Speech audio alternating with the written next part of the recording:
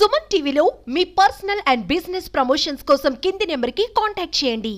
నేను కోయట్లో ఉంటాను. నేను ఉండే మంతగా పేరు సభా సాలెము. నేను కోయట్ ఇంట్లో వచ్చి 1 సంవత్సరం 4 నెలలు అవుతుంది ఇంటికి వచ్చి పని చేసేదానికి. ఈ ఇంట్లో నాకు ఎంత ఇబ్బంది ఉన్నా నేను నిదానంగా పని చేసుకుంటున్నాను, ఎందుకంటే వచ్చిన కోసం చేయాలి కదా అని. కానీ ఇప్పుడు మా ఆయన చనిపోయి పొద్దుడికి 4 రోజులు అవుతుంది. నాకు ఇంటికి పోవాలంటే వీళ్ళు ఇంటికి పంపించడం లేదు. ఆయన చూసే మా కఫీలు చూసి ఏమంటుందంటే, నువ్వు అబద్ధాలు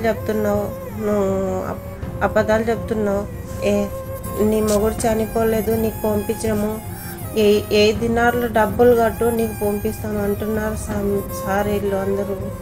నాకు ఏదో చేసి నాకు ఎవరు లేరు ఇక్కడ, దిక్కైతే నేను అంటదాన్నిగా అన్నాను. నన్ను ఎవరు ఆదించుకునే వాళ్ళు ఎవరు లేరు ఇక్కడ, ఎవరికి చెప్పేదానికి ఇక్కడ నేను. నాకు ఏదో చేసి నాకు సాయం చేయండి, నాకు ఇండియాకి రప్పించండి. మా ఆయన చనిపోయినాడు. మా ఆయన చనిపోయి 4 రోజులు అవుతుంది పొద్దుటికి. మా పిల్లలు ఇంటికాడ చాలా బాధపడి ఏడుస్తున్నారు. పిల్లలు నాకు ఎవరు లేరు ఇంట్లో, పెద్ద దిక్కు అనేది నేనే ఉండేది. ఏదో బతుకుదీరు కోసం వచ్చాను, నా బిడ్డల కోసం వచ్చాను, ఇల్లు కట్టుకున్నామని ఏదో బాధపడి వచ్చాను బాధల్లో. కానీ మా ఆయన చనిపోతే ఇల్లు పంపించడం లేదు, డబ్బులు కట్టమంటున్నారు. నేను ఎక్కడి నుంచి తెచ్చి కట్టాలి? ఏ దినార్లు డబ్బులు అడిగితే ఇంటాయమా కొట్టేదానికి వస్తుంది, తిడుతుంది, అబద్ధాలు చెప్తుంది అంటుంది. వీడియోస్ ఫోటోస్ అన్నీ చూపిస్తే కూడా అది ఇవన్నీ అబద్ధాలు అంటుంది. మీరేదో చేసి ప్రభుత్వము నాకు ఏదో సాయం చేయండి, మీకు దండం పెడతాను, నాకు ఏదో చేసి నాకు ఇక్కడి నుంచి తీసుకోండి. నాకు ఇక్కడ ఎవరు లేరు, దిక్కైతే ఎవరు లేరు, నేను ఒంటరిదాన్ని ఇక్కడ. నాకు పంపించడం లేదు. మీ ఇంటికి పోవాలంటే మా ఆయన చనిపోయినాడు, ఇంటికాడ 4 రోజులు అవుతుంది. నన్ను ఎవరు పట్టించుకున్న వాళ్ళు లేరు ఇక్కడ. ఏం చేయాలి అర్థం కావట్లేదు నాకు. Welcome to Suman TV. నేను వినయ్. ఇటీవల మన దేశంలో పలు రాష్ట్రాల నుంచి విదేశాలకు వెళుతున్న వారి సంఖ్య లక్షల్లోనే ఉంది. ప్రయాణ ఖర్చుల నిమిత్తం అప్పు చేసుకోనో లేదంటే ఉన్న ఆస్తులను అమ్ముకోనో ప్రయాణం అవుతూ ఉంటారు. ఇలా ప్రయాణమైన తరువాత ఏజెంట్ల దగ్గర, బ్రోకర్ల దగ్గర మోసపోయే వారు కొందరైతే అక్కడికి వెళ్ళిన తరువాత ప్రైవేటు వ్యక్తుల వద్ద వారి పాస్పోర్ట్లను సైతం తీసుకోబడి హింసించబడుతున్న వారి సంఖ్య అధికంగానే ఉంది. ఇలా చూసుకున్నట్లయితే మొన్న కువైట్ శివ, వీరేంద్ర వీరందరూ తమ పడుతున్న బాధను సోషల్ మీడియా ద్వారా సుమన్ టీవీకి పంపడము, నారా లోకేష్ గారి చొరవతో స్వదేశానికి క్షేమంగా రావడం జరిగింది. ఇదే కోవలో అన్నమయ్య జిల్లా నిమ్మనపల్లి మండలం సింగంవారిపల్లి గ్రామానికి చెందిన మహిళ తన భర్త ఆరోగ్య పరిస్థితి బాలేక విదేశాలకు వెళ్ళానని, తీరా చూస్తే అతను చనిపోయిన తరువాత కడచూపు కూడా చూసుకోలేకపోయానని కన్నీరు మున్నీరు అవుతూ ఒక సెల్ఫీ వీడియోని సుమన్ టీవీ వారికి పంపించడం జరిగింది. ఇదిలా ఉండగా కుమారుడు ఎవరైతే ఉన్నారో తల్లి విదేశాల్లో ఉండడము, తండ్రి మరణ వార్తని జీర్ణించుకోలేక గత 4 రోజులుగా జీవోత్సవంలా తండ్రి సమాధి వద్దనే ఉన్నాడు. ఈ దృశ్యాన్ని చూసిన చుట్టుపక్కల వారందరూ కన్నీరు మున్నీరు అవుతున్నారు. మరిన్ని విశేషాలు అక్కడికి వెళ్ళి తెలుసుకుందాం రండి. అమ్మా, మీ పేరు? మా పేరు ఇమాం బి సార్. మైమున్ బి మీకు ఏమవుతారమ్మా? కూతురు కావాలి సార్. ఎందుకు వెళ్ళిందమ్మా ఆమె అసలు కువైట్ కి? ఇక్కడ వాళ్ళ ఇంటి ఆయనకి బాగలేక గుండె జబ్బు ఇదే వచ్చేసి క్యాన్సర్ వచ్చేసి బాగలేక అప్పులు చాలా అయిపోయింది సార్. వెళ్ళిపోయినాడు సార్. ఆ పాప వెళ్ళిపోయింది సార్. వెళ్ళిపోయి ఆ పాప ఇక్కడ పోయి బాధపడుతూ ఉండదు. ఇది చూస్తే సాగుకు రమ్మంటే కూడా రాలేదు సార్. ఇంట్లో ముస్లిం కొడుతుందంట, తిడుతుందంట, ఏమి ఓని అడుస్తాను సార్. మా బిడ్డకి మాకు పంపించమనండి సార్, మీకు పుణ్యం ఉంటుంది సార్. ఆ పాప దిక్కులేంది అయిపోయింది సార్. ఆ బిడ్డలు చూస్తే కాకిలో పడినాడు ఆడ పొలికల కాడ. ఎవరు లేరు సార్. ఆ పాపకు ఏడ్చి చచ్చిపోతా ఉన్నాడు సార్. చిన్నమ్మా ఏమన్నా చెయ్యమ్మా, నీ కాళ్ళు పట్టుకుంటానంటాను దినానికి వచ్చి సార్. ఆ పాప అట్లా అనిపించమని చెప్పింది సార్, మీ పుణ్యం ఉంటుంది. మా ఆవిడ మీతో మాట్లాడుతున్నారమ్మా? మాట్లాడుతుంది సార్. ఏమో 1 నిమిషం మాట్లాడుతుంది. ఆయాలకు వచ్చి వాళ్ళు కట్ చేసేస్తారు సార్. మాట్లాడుతుంది ఆ పాప. ఎక్కువ ఫోన్ ఇయ్యరంట, ఎక్కువ మాట్లాడలేదంట. ఓ నీ ఏడసా ఏమో చిన్నమ్మ పెట్టేస్తా ఉండాను అని చెప్తుంది సార్ ఆ పాప. అక్కడ వాళ్ళ బాబా వాళ్ళకి చెప్పారమ్మా ఈవిడ భర్త చనిపోయారు కదా, ఆ విషయం తెలుసా అసలు వాళ్ళకి? తెలుసు సార్. ఫోటోలు కూడా అయితే పంపించినాం, అన్ని చేసినాం తెలుసు. ఆ పాప ఎత్తుకొని పోయి కూడా ఆ పాప ఆ ముసలిమ్మ కొడుతుందంటే ఫోటోలు చూపిస్తే నువ్వు దొంగ మాటలు చెప్తా ఉండవు, మీ ఇంట్లో ఎవరు చచ్చిపోయినా కూడా పంపించమని చెప్పి కొడతా ఉండదంటే సార్. ఎందుకు పంపిరంట ఏదన్నా రీజన్ ఏమన్నా కారణాలు ఏమన్నా చెప్తున్నారు సార్? డబ్బులు కట్టి పంపించు నువ్వు పో అట్లన్నీ ఆడుతుందంట సార్. ముసలిమ్మ కొడుతుందంట సార్, మొన్న కొట్టిందంట తిట్టిందంట, నువ్వు డబ్బులు 2.5 లక్షలు కట్టిపోయా నువ్వు పంపించము, నీ బిడ్డలు సావుని ఎవరన్నా సావుని అట్లని చెప్పిందంట. అమ్మా మీరు కువైట్ కి వెళ్ళి ఎంత కాలం అయిందమ్మా? కువైట్ కి వచ్చి 2 సంవత్సరాలు కావస్తుంది. ఇంట్లోకి వచ్చి 1 సంవత్సరం 4 నెలలు అవుతుంది. అసలు వెళ్ళాల్సిన ఇంట్లో మాట్లాడు. ఓకే, అసలు మీరు వెళ్ళాల్సిన అవసరం ఏమొచ్చిందమ్మా మీకు? వెళ్ళాల్సిన కారణం అంటే ఏదో అప్పులు ఎక్కువ అయిపోయినాయి, ఇల్లు లేకుండా ఇల్లు అప్పులు చేసి ఇల్లు కట్టుకున్నాను. మా ఆయన చూసి ఏం సంపాదించలేడు, ఆరోగ్యం బాగాలేదు, ఏదో సంపాదించుకొని అప్పులు తీసుకున్నాం చెప్పి వచ్చాను ఇక్కడికి. ఇక్కడ వచ్చాను, ఏదో కష్టమున్నా నష్టమున్నా ఓపిక పని చేసుకుంటున్నాము. ఇప్పుడు మా ఆయన చనిపోయినాడు, పంపించమంటే వీళ్ళు పంపించడం లేదు, డబ్బులు కట్టు పంపిస్తాము అంటున్నారు.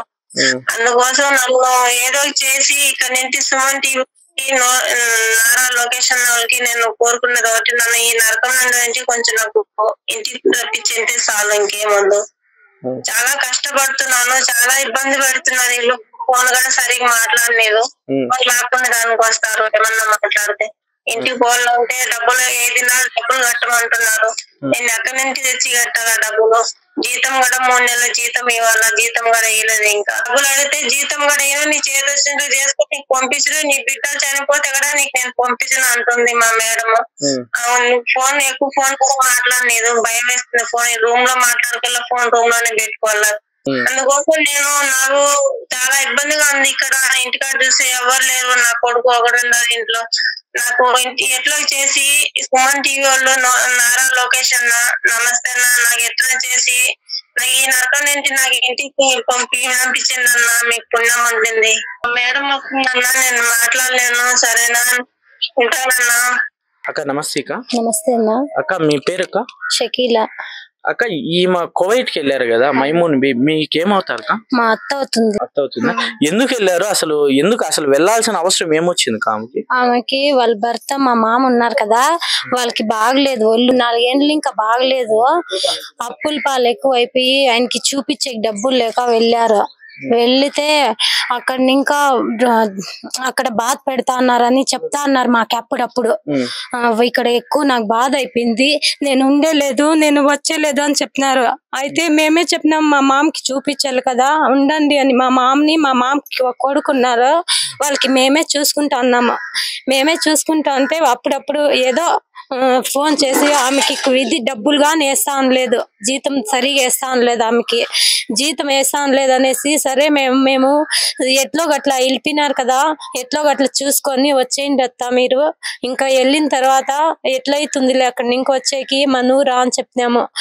లేదు నేను వచ్చేస్తానంటే వద్దు అని మేమే అట్లే పెడితే. కానీ మా అత్త ఇప్పుడు మా మామ చనిపోయినాడు, వాళ్ళు ఎక్కువ బాగలేక వాళ్ళకి పంపించండి అని చెప్పి మా అత్త అడుక్కుంటా అంటే వాళ్ళు పంపిస్తారు లేదు, 2.5 లక్షలు పంపించండి, కట్టేసి తర్వాత వెళ్ళు నువ్వు, లేకుండా ఉంటే మేము పంపించము, కొట్టేకి వెళ్తున్నారంట ఆమెకి. అయితే మేము ఇక్కడ మా అత్త రాకపోతే 40 దినాల్లో మేము ఇది చేసేకి అయ్యేలేదు. ఆమెకి గాజులు అవి తీవాలా కదా సార్, మేము తీసాము.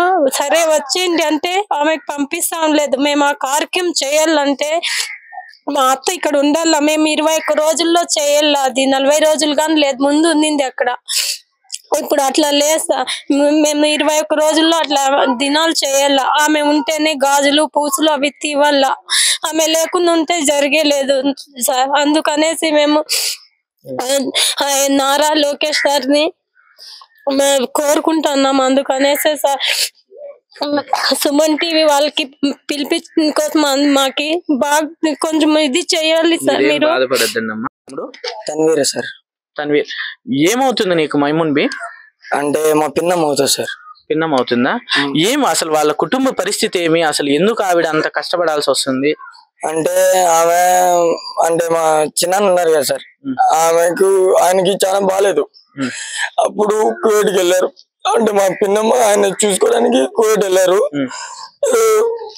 కువైట్కి వెళ్తే అక్కడ ఒకప్పుడు అయితే మంచిగా పోయి వస్తుండేవారు. ఇప్పుడు మా చిన్నాన్నని చూసుకోవడానికి కువైట్కి వెళ్ళింది. వాళ్ళు బాధపడద్దండి. ఇప్పుడు మొన్న 4-5 days అవుతుంది మా చిన్న చనిపోయి. మా పిన్నమ్మని పంపించమంటే వాళ్ళు పంపించట్లేదు. ఏమి అంటే మీరు డబ్బులు కట్టాలి, 2.5 లక్షలు డబ్బులు కట్టాలి, డబ్బులు కడితేనే పంపిస్తారు అని చెప్తారు. ఇక్కడ కార్యక్రమం పెట్టుకుని 40 రోజులకి ఆ కార్యక్రమానికి మా పిన్నమ్మ అయితే రావాలి. కార్యక్రమం ఎట్లా ఉంది, వాళ్ళ పాస్పోర్ట్ అన్ని తీసి పెట్టుకున్నారంట. ఆమె ఓనరు, మేడం ఓనరు. వాళ్ళు పాస్పోర్ట్ ఇస్తే ఎట్లా సుమన్ టీవీని అందుకే కలిసినాం మేము. నారా లోకేష్ బాబు గారు సార్ని కూడా మాట్లాడాలనుకుంటున్నాం. వాళ్ళందరితో మాట్లాడి వాళ్ళ ద్వారా మా పిన్నమ్మని ఇక్కడికి రప్పించాలనుకుంటున్నాం సార్. మీ తమ్ముడు ఎక్కడున్నారు ఇప్పుడు? మా తమ్ముడు అయితే ప్రస్తుతానికి అయితే వాళ్ళ నాన్న దగ్గర ఉన్నారు సార్.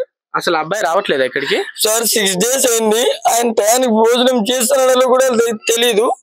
అక్కడ సమాధి దగ్గర కూర్చుంటున్నాడు. సయీద్ బాషా ఏమి ఇక్కడ? ఏం లేదు, నాన్న సమాధి దగ్గర కూర్చోన్నా. అవును, నువ్వెందుకు ఇక్కడ కూర్చోన్నావు? ఏం చేయాలి అర్థంగా కూర్చోన్నా. ఎన్ని రోజుల నుంచి ఉన్నావు ఇక్కడే? 4-5 days నుంచి ఇక్కడే ఉన్నాను.